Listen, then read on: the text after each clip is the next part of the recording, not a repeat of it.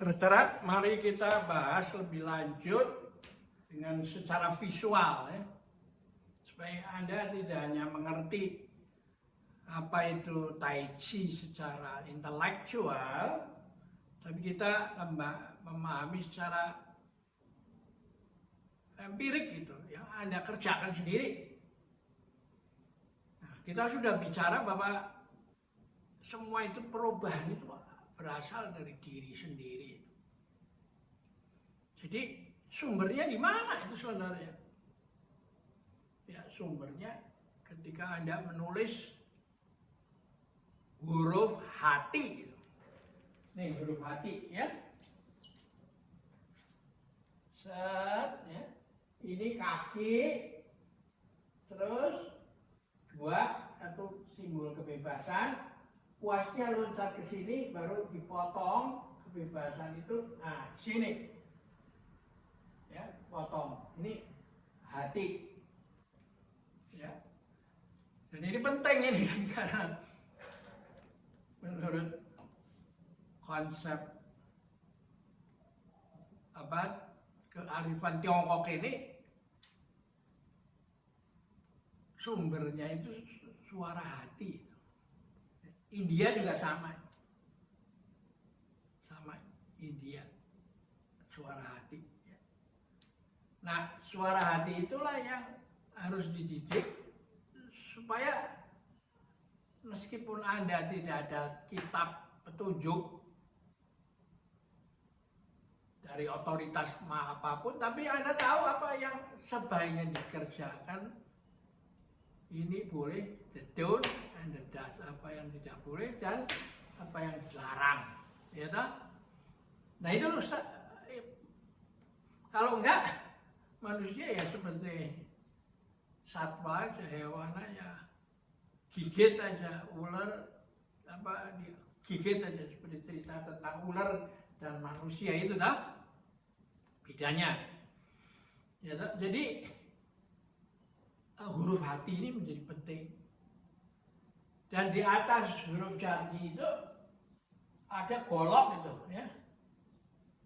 Jadi golok ada di depan hati itu. Tapi Anda tenang itu. Nah, jadi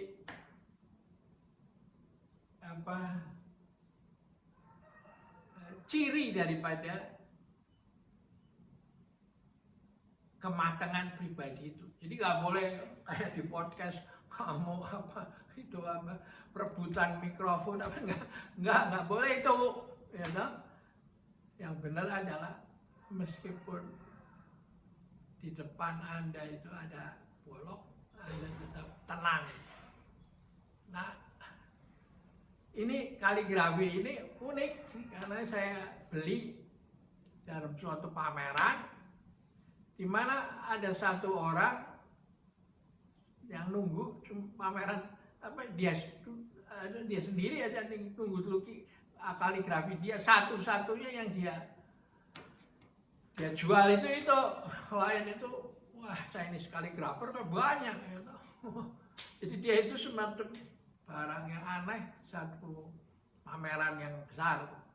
Nah saya datang, saya tanya, dia bilang yang punya itu, Pak, ini saya ini orang Sunda dan lagi belajar Aikido dari seorang Jepang itu.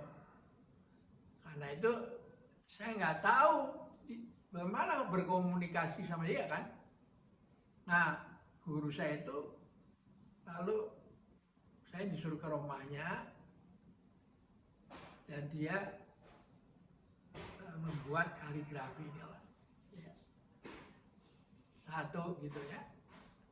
Nah, dia mengatakan coba yuk pulang ini contoh saya yuk bawa ke rumah ditumpuin sama kaca ya. Lalu ambil kuas sama air putih. Lalu Anda kerjakan ini aja sehari 100 kali berapa aja terus sampai Anda itu merasa mantap dan mengalir sendiri. Ya toh?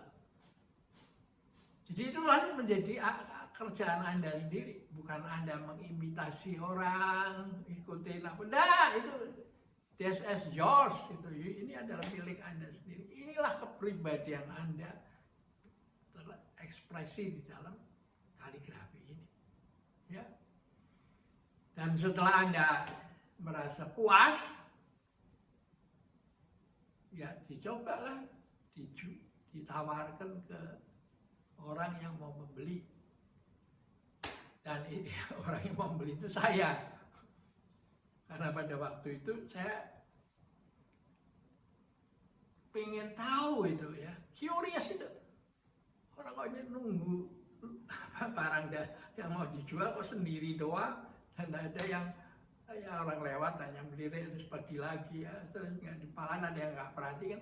Nah setelah saya dapat cerita itu, maka lalu saya beli ini barang, ya toh? Dan saya pasang di rumah dan saya bawa sekarang sampai ke sini. Tahunnya kapan udah lupa. Nah saya membeli cerita bukan gambarnya. Nah ini bisa jadi latihan kan. Kenapa sekolah manajemen tidak ada bagian melatih kesabaran itu? Ya. Dan kesabaran itu bukan proses intelektual. Dikasih ceramah sama psikolog, apa itu sabar, apa itu, langsung diekspresikan di dalam bentuk kaligrafi ini. Jelek nggak apa-apa, tapi the story behind itu yang sangat indah dan diperlukan oleh mereka yang akan menjadi pejabat publik, toh? Ya, kita akhirin di sini dulu. Nah, sampai jumpa lagi.